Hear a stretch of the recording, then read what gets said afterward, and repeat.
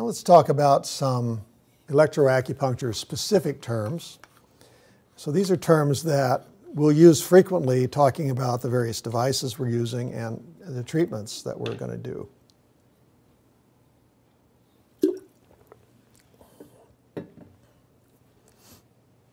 So intensity, frequency, mode, waveform, pulse width, and then millicurrent, microcurrent. Intensity. Again, this gets back to current, amperage, the strength of the sensation the patient feels during the treatment. So as you turn up the amperage, you turn up the stimulation, patient feels it more. Usually when we're talking about intensity, we're dividing it into kind of high and low or high, low, medium and low.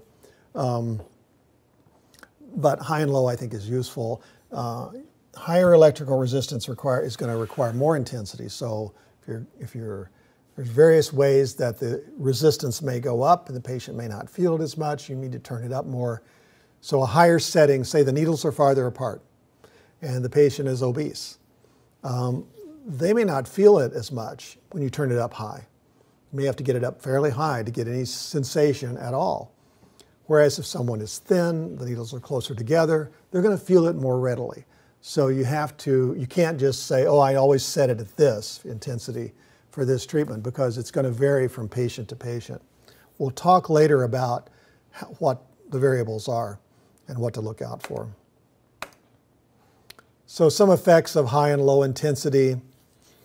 Low intensity, there's less felt sensation. Of course, high intensity, they're going to feel it more. Low intensity is going to activate the parasympathetic nervous system.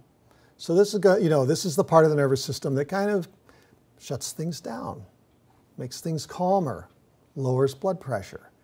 High intensity tends to activate the sympathetic nervous system, which causes more arousal. Now, here's an irony of this. Low intensity is going to be more effective for localized pain. So they've got a pain in their elbow. You do some low intensity electroacupuncture around the elbow, pain goes down. High intensity produces more generalized analgesia. So in those surgeries in China, believe it or not, they're using a fairly high intensity signal.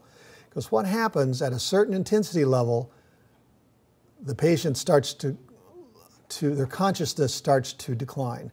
And so their system sort of shuts down. And they become very relaxed, and they become very calm, and they actually will fall asleep quite easily. So even though, this seems ironic, it activates the sympathetic nervous system, it can also produce generalized analgesia. Now, we're not using it for that purpose in this country, and I don't recommend this. There are some situations, in fact, that I would caution against using high-intensity treatment, like with stroke patients, for instance. They may not be able to feel it as much, so you keep turning it up so they can get some feeling. But then if it stays up for a long time, they may actually get very groggy and sort of marginally awake, and then it might be difficult for them to do things after the treatment. They may take a while to arouse themselves. So I don't really recommend high-intensity treatment for people who have already had some reduction in nervous system function. So, low intensity may reduce blood pressure. High intensity may raise blood pressure, at least initially. Encourages relaxation, low intensity, whereas high intensity may actually reduce consciousness. And then you might say that, you can look at it this way, low intensity is probably more tonifying. It's less, the stimulation is not as strong. So it can be conceived of as being a milder treatment, more tonifying treatment. Whereas the high intensity is more reducing or dispersing. This is in, acupuncture or oriental medicine terminology. Electroacupuncture, again, another term is frequency, and frequency is very important in our machines. They all have the ability to adjust frequency. Frequency are the pulses of electrical current, so it doesn't just come out, continuously. It comes out in pulses. And these are measured in hertz, which means I think it's named after some guy named Hertz, and it means pulses per second. So it's how many times per second do the electrons shoot through the current. And this is, again, usually divided into low frequency and high frequency, or low, medium, and high. Low is in the half a hertz to 10 hertz range. medium like 10 to 30, high 30 to 200 and up from there. Some people use even higher frequencies. Most machines on the market don't go over 200, or maybe some go up to 400 hertz. There are very few cases where you'd want to use really high frequencies. Some of the effects of a low frequency, this is again in the 0.5 to 10 hertz range. The patient will feel a slight tapping sensation. They'll feel a little, something's happening there, they can feel it.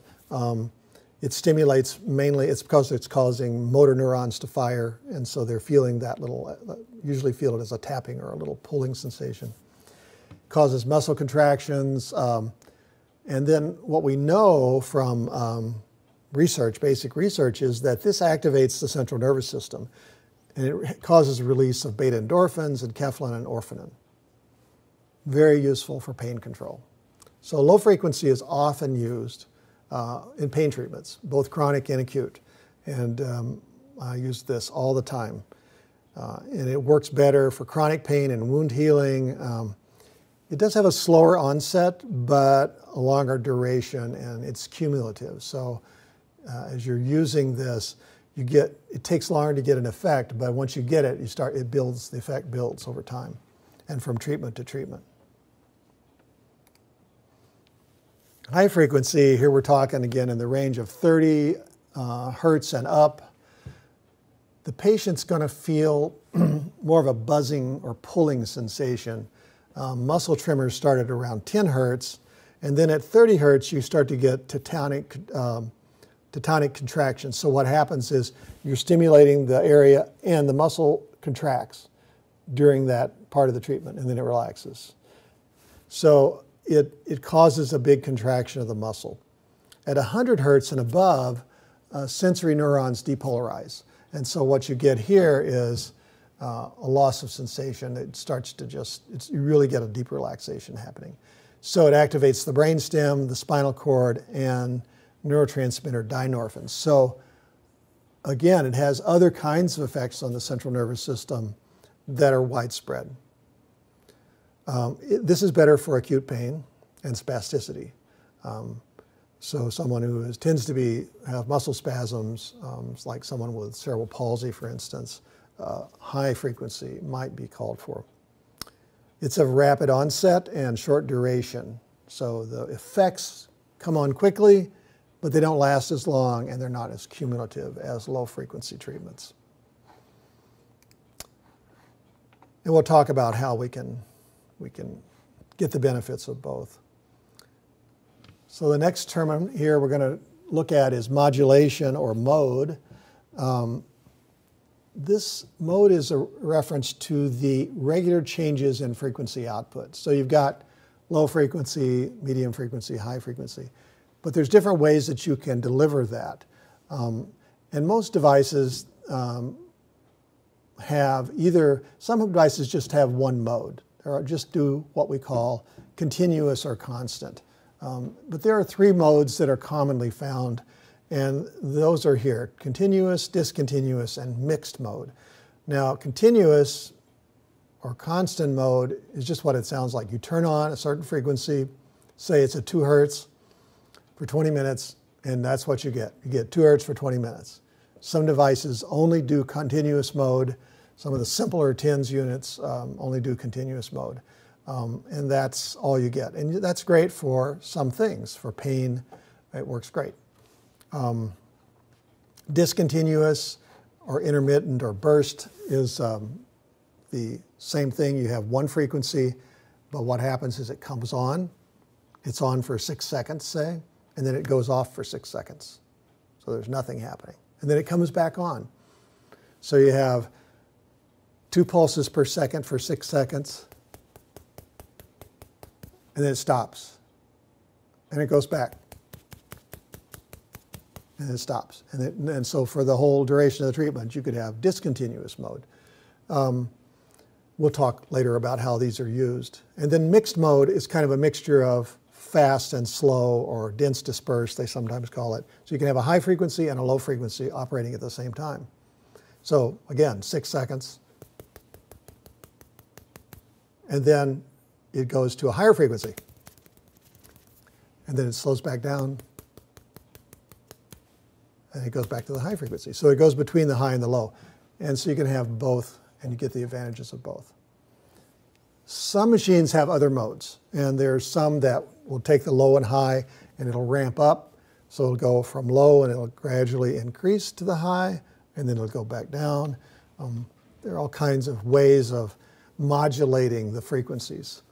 And some machines will have a program mode where it'll go from constant to discontinuous to mixed, back to constant. So it'll kind of mix all of these modes up together.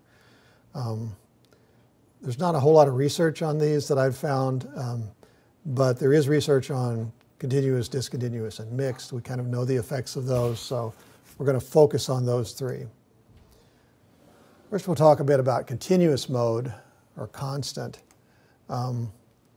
It's typically used at lower frequencies, so 2 to 10 hertz again. Typically used for pain relief, analgesia, and substance abuse. It's real useful for treating substance abuse.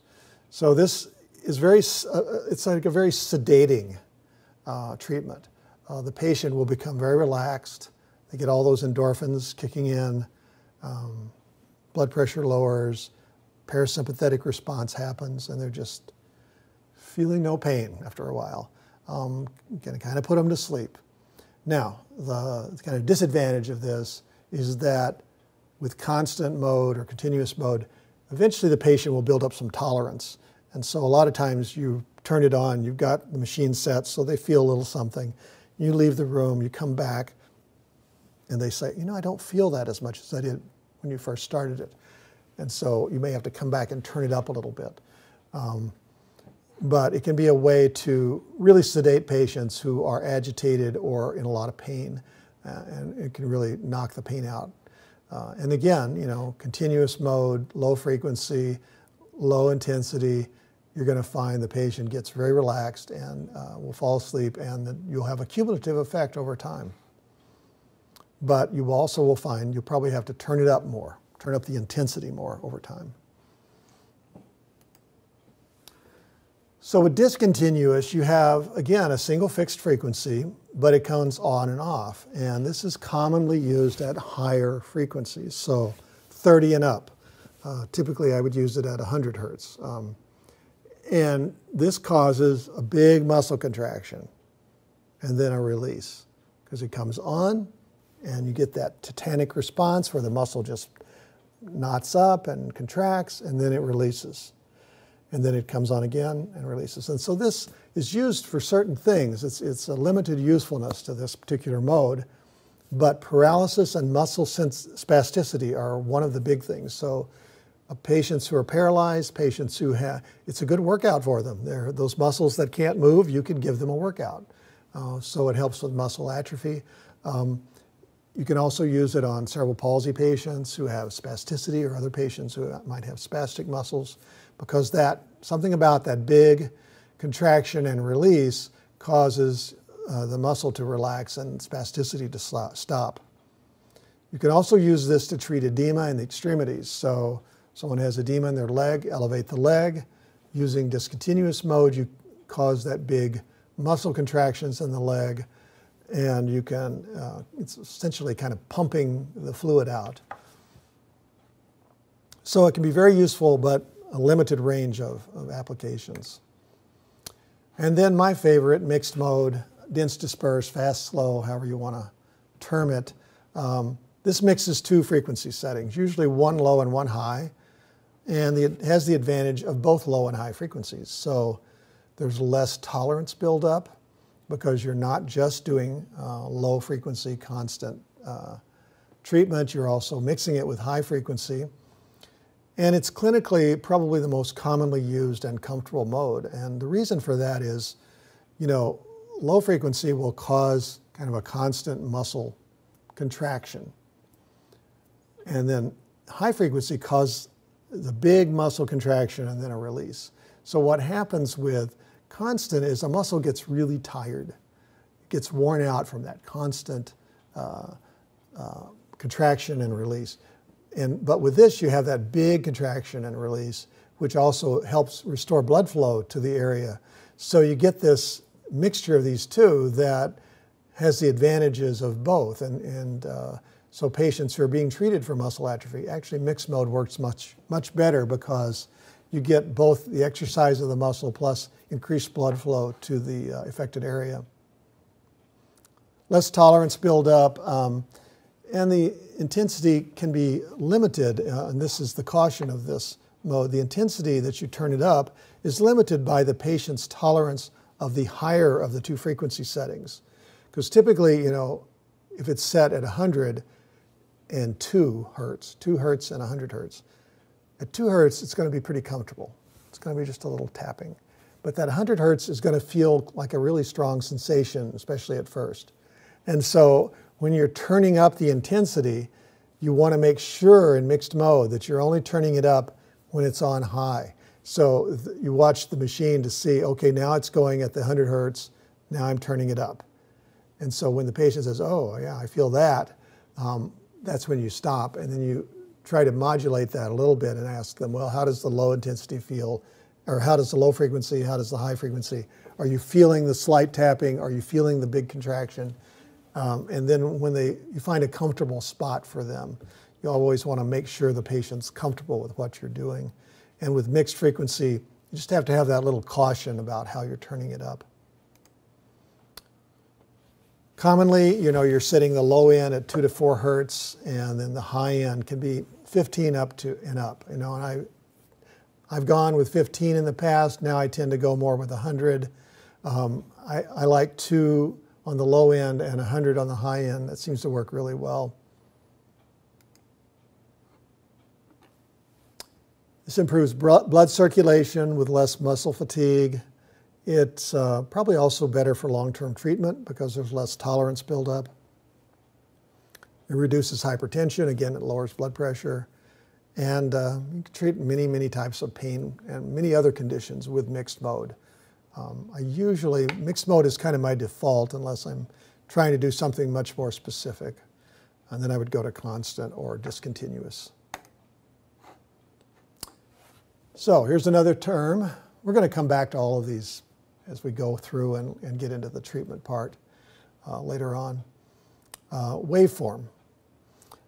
Waveform is a visual representation of the variation in electrical current over time. So, and here's some samples of, you know, sine wave, square wave, triangle wave, sawtooth. It shows how much current is being sent and the duration of the signal. Waveform in most devices is fixed. There's a waveform that's built into the device. You can't modify it. There's a few devices that may have a couple of different waveforms you can choose from. But most of them are going to have a fixed waveform. Most use some variation of the square wave or the symmetrical, and it could be either a square symmetrical or asymmetrical. The picture on top here is a symmetrical square wave. On bottom is an asymmetrical square wave. So as you can see, this is a measurement of, you know, how much is coming through, how much current, how much voltage is coming through, and then how does it drop off and go the other direction. So you've got, remember you're going both directions, positive and negative, with biphasic machines. And through research, they found these waveforms are the most comfortable and effective for treatment, both with TINS and with electroacupuncture. With millicurrent and TINS, we tend to see the asymmetrical square wave. With millicurrent, as you can see, the positive and negative are about the same, but the shape of the wave is different. They have a negative spike. And then with the TINS, same thing, only the negative spike's much bigger. Now, why is that? And these are, by the way, the parameters used by the Pantheon research devices when they're using either electro or TINS. They have a little switch to go back and forth. So the big negative spike is to overcome the electrical resistance of the skin. It's because in TINS, you're not putting a needle in. Remember, you're just using the surface of the skin. You've got to get through that electrical resistance that's on the surface. And so they use a negative spike to get through it. Some machines don't do that. They use the same waveform for TINS and electroacupuncture. And with those machines, they may have a switch that turns up the intensity. So they're turning up to a higher intensity level, putting more current through to break through the electrical resistance in TINS. I think it's a little safer what Pantheon does, using the actual waveform to change that. Because the other way, if you're turning up the intensity with a switch, if you're doing electroacupuncture and you accidentally leave that switch on TINS, you could create a lot of sensation. I suppose you could with this waveform as well, but I think it's a little safer to have the waveform than it is for TINS, rather than having just a higher intensity. And then with microcurrent, they use a different waveform. To attach to needles, they use a square wave with a little gap in between pulses. So it's a biphasic square waveform, and it's used for needle stimulation only. This will not work with TINS or probes or anything else. And then pulse duration. This is the time a single electrical pulse, usually measured in microseconds. Most devices, the pulse duration is going to be set to 250 microseconds. So this is a very short duration of that pulse that's going out. And remember, these are going out at, these pulses are going out at so many pulses per second, but the duration of each pulse is in the microseconds. So even if you're putting out 100 pulses per second, because they're in microseconds, the pulses are still very tiny, and so there's a little gap between the pulses. Most devices, this is not adjustable. Some devices, there may be an adjustment to the pulse duration.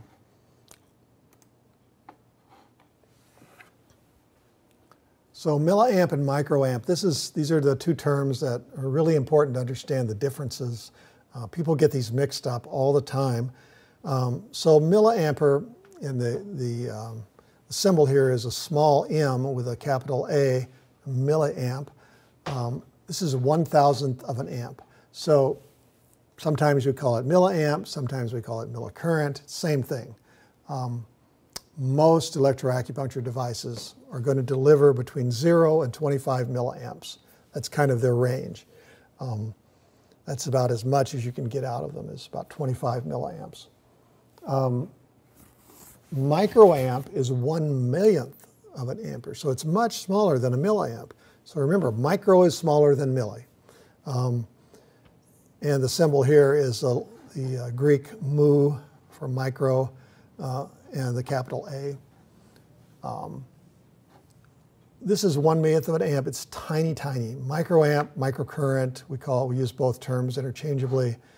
Most electroacupuncture devices are going to deliver between 0 and 1,000 microamps when you're in the microamp mode. The Pantheon devices, I think it's 0 to 600 microamps. Remember, when you hit 1 microamp, or 1,000, I'm sorry, 1,000 microamps, that's 1 milliamp. So it takes 1,000 microamps to make 1 milliamp. So it's a tiny amount of current, but once you get into the milliamp range, you start to lose the microcurrent effect. We'll talk more about that when we get later to specifically talking about microamp. Oh, well, here it is, microcurrent. Studies show that at 50 to 1,000 microamps, that small range, you get an increase in cellular ATP, 3 to 5 times. You get a similar increase in protein synthesis. So you could say, and this is used actually in medicine, microamps help heal injured tissue because they increase cellular energy. We would probably say in acupuncture terms, that's more tonifying. Microamps, again, it's smaller, it's more tonifying. So it's used for healing. And in Western medicine, it's used for bone healing, it's used for wound healing, it's used for a variety of things like that, where tissue is not healing properly, let's put some microamp in there. What are they doing then? I question this. Well, remember Becker talked about the current of injury. The current of injury is whenever there's an injury to the body, the first thing that happens before any other changes happen is the electricity, the electrical activity around that area changes. It increases dramatically. And then the body sends white blood cells and all kinds of other materials to that area to try to heal that wound, to try to take away any foreign materials and neutralize any infections. But the first thing that happens is the current. The current changes. And Becker got into this by studying, lower life forms of salamanders and amphibians that are able to actually generate such a strong current of injury that they can grow a new arm if you cut off their arm or leg or tail. And he discovered we don't have that especially after puberty. Our ability to heal goes down, but we do have it at some level. And so the current of injury is very important to understand in the healing process. I think both acupuncture and especially microcurrent electroacupuncture helps to replicate the current of injury and because the body sometimes doesn't heal completely and kind of stops. And then we're kind of going in with either just a needle, doing some micro trauma, or we're using microcurrent actually to remind the body that it still needs to heal this area. And here I'm citing the research on the ATP effects of microcurrent. What was found by Cheng in his paper was that the effects, this effect of increasing cellular ATP and protein synthesis drops off as you increase, and it starts to drop off around 1,000 microamps, and then around 5,000 microamps or 5 milliamps, it disappears and reverses itself, and it starts to actually go the other way.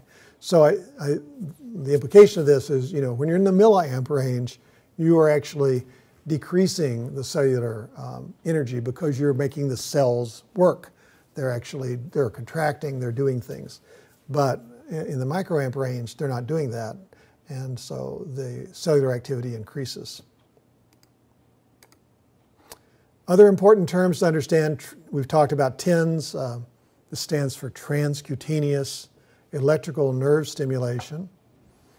This is done through electrodes or pads on the surface of the skin. And then we have something called percutaneous electrical nerve stimulation, and this is done through electrodes attached to needles. This is electroacupuncture. And so they penetrate the skin, kind of overcoming that electrical resistance that's on the surface.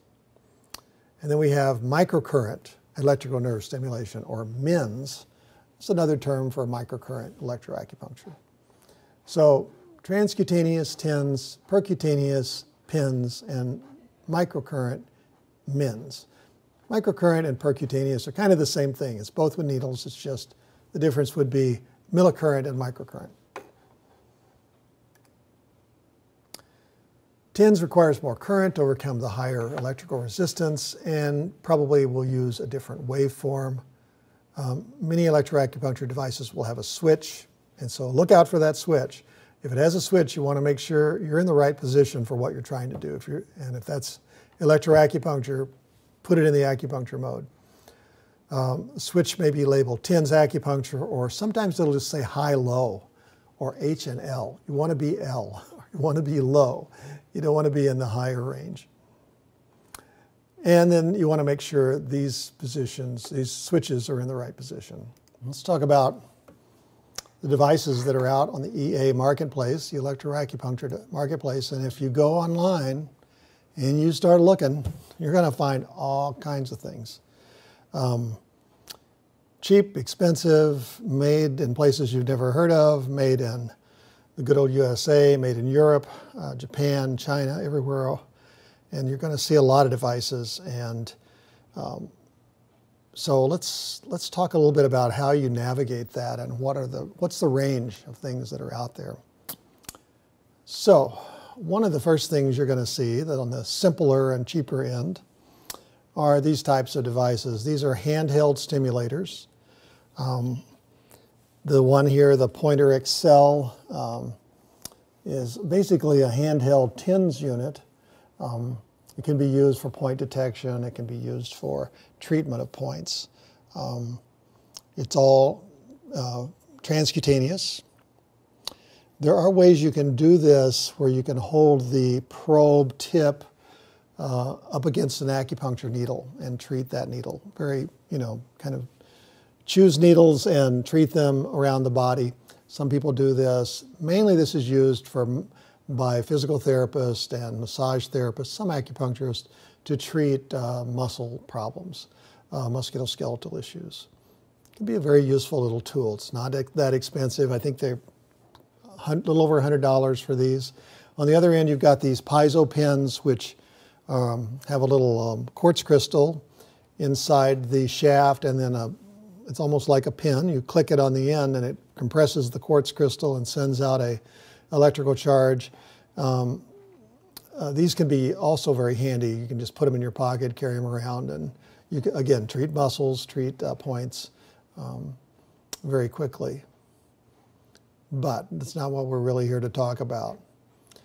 Then we get into some of the consumer devices. You may see patients that will have these, or they may be prescribed to a patient by a physical therapist or a doctor or a chiropractor. These are TINS units, basically, that are made for patients to take home, put the pads on the affected area, and treat themselves. A lot of athletes will have TINS units for themselves. Then we get into the Ryodoraku and Electroacupuncture according to Vol devices. These are again, this is based on the theory that you can measure the point, measure the electrical resistance, and then come up with a treatment based on that measurement. There's not a lot of science behind this, but there's a lot of people out there that use these, and some of the devices are fairly technically sophisticated, as you see here. Point treatment and detection and treatment devices following the theories of either Nakatani or Vol. And then you see some of these higher end devices. These are, they tend to do about a little bit of everything, milliamp, microamp, point detection, Russian stim, kind of you name it, they can do it. These are devices that cost into thousands of dollars, $7,000, $10,000, $12,000 devices. Typically you see these, the Electroacuoscope, the Accutron Mentor. Sometimes you see these in acupuncture offices, sometimes in chiropractic offices. Estheticians use these. They're not really designed for electroacupuncture. They're designed to be used with probes or pads. You can see with the Accutron Mentor, there's some little alligator clips that can be attached to the wires in the machine. And so you can actually use them on needles. And this is really a remarkable device. It does a number of things. It was designed by an acupuncturist, Darren Starwin. And I've seen him take a needle and actually put a TINS pad over a needle and then treat the point through the pad and through the needle. I don't really like that method, but you can do a lot of things with these devices, and they're very expensive, and they do a lot. If you're going to use one of these, I highly recommend that you seek out all the training you can get in how to use them, because they're so capable and they're so expensive to buy. You really need to understand the full scope of what you can do and employ the device to its maximum. But they're not, again, what we're really talking about in this class. We're talking about electroacupuncture devices, the simpler devices that do just a few things. And one of the choices you're going to see on the marketplace are the Chinese-made milliamp devices. And there are a number of these out there. Here's 3 examples. The AWQ devices and the KWD device. They're Chinese-made devices. They're actually... they've been around a long time, but you have a lot of problems. They tend to be less reliable. They tend to have more safety issues. They tend to fail more. The controls can be difficult to understand, and the features they have sometimes difficult to interpret. And the other thing you have with Chinese devices, even if you get a good one from a good manufacturer, somebody may open up a factory down the road and make a knockoff of that device and then market that as being the same thing. And you may not know what you're getting. They tend to be a lot cheaper than the Japanese and American-made devices, but I I do not recommend them because of you don't know about the quality. And here's some more. These are from Taiwan and Korea. And the Han device from Korea may actually be quite a good device. I don't like the controls on it, and so I haven't recommended it for that reason. I don't like digital controls that you just push a button to increase intensity. I much prefer to have a little knob so I can feel my way up when I'm turning up intensity. The Helio device here on the upper right was made by the Helio company, and they've taken it off the market, unfortunately. I think they had some problems with it. So I don't know about its reliability either. I liked the features it had. So again, unknown quality, not a lot of testing on these, so we really don't know what they're doing, and I don't really recommend them. The Japanese devices made by the Ito company are quite reliable. They've been around a long time, Ito has. They are kind of famous for being high quality devices. You can see 3 of them here. The Ito ES130 is the little Ito. It was formerly the IC1107, which, if you remember, was the first device approved by the FDA, first electroacupuncture device approved by the FDA. And basically it's a TENS unit. It does one thing. It does constant, continuous stimulation. You have some frequency control, but not much more than that. And it does that well, but it has some limitations as well I'll talk about later. The old Big Ito up here in the upper right is no longer available. It was a 4-channel device, millicurrent, and then there's the new Big Ito, the ES160, which does 6 channels and Ryodo Raku. And as you know, I don't think a lot of Ryodo Raku. I suppose for those who like it, it's great, but I don't see the usefulness of having that. This is a quite expensive device. It's about $700, and it has features that it doesn't really explain how you would apply them to patients. The documentation that comes with it basically explains how to use the unit, but doesn't really tell you how to use the different parameters it has set up. So it's a reliable device. I've used this device, but I don't, again, recommend it at this point. Then we have Pantheon Research. Pantheon is an American company. It's the only American manufacturer of the basic electroacupuncture device that we're going to talk about here in this class. And the research on Pantheon has been good. They had the best performance in the tests that Niemsau did. They were the one unit that performed according to the parameters it had. You remember there's one that had less than 1/10 of 1% variation in its frequency. That was Pantheon. So this is a very reliable device. It does what it says it will do. They have 4 different electroacupuncture devices that they make. In the Pro series, it's the 4C Pro, 6C, 8C, and 12C. And they each add features, and they go up a little bit in cost with each level that you go up. I think the 4C Pro is like around $350, and then as you go up, it kind of bumps up in $50 or $100 increments. The 12C Pro, you see here, the larger unit, I think is around $600 for that. But a very capable machine, more than most people would need, I think, unless you're working with neurology patients. But you know, most people could do just fine with one of the 6 or 8C Pro units. Only U.S. manufacturer of a basic EA unit. It does both millicurrent and microcurrent. The 3 upper, the 6, 8, and 12C Pro do both, milli and micro. And the 4, 6, and 8C Pro all do TENS as well as electroacupuncture. The 12C Pro is designed exclusively for electroacupuncture. They call it a PINS electrostimulator. Why do I like Pantheon? Well, you know, I'm not getting paid by Pantheon. I have no financial relationship with them whatsoever. I have only talked to them on the phone. I haven't even met them in person. But Pantheon, they have a basic design. It's easy to learn, easy to understand, yet it's sophisticated enough for most people's applications. I'd say 99%, 95, 99% of acupuncturists are going to find the Pantheon devices are just great for anything that they're going to want to do. They're made in the USA. Now, this is an unusual thing these days. The company's actually based in California.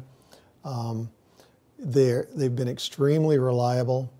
They have a 2-year warranty. Most units only have a 1-year warranty. They have 2-year warranty. And the thing about their 2-year warranty is because they're based in the United States, if you have any problems, you can call them up and someone will talk to you. And they will be very responsive to your problem and they will fix it. Either replace your unit or fix it. And I've been using these for years, and I've had students purchase these. And in the entire time, about 10 years that I've used Pantheon units, I've only known of one student who received a unit that didn't work out of the box, and it was immediately replaced with one that did work. So, I mean, everybody's going to have an occasional something slip through that doesn't work properly, but their units have always been great. They have the most accurate performance, as I mentioned earlier, in the Niemsau tests. They have excellent safety mechanisms, and they have a built-in self-diagnostic test to find out if there's something wrong with the unit.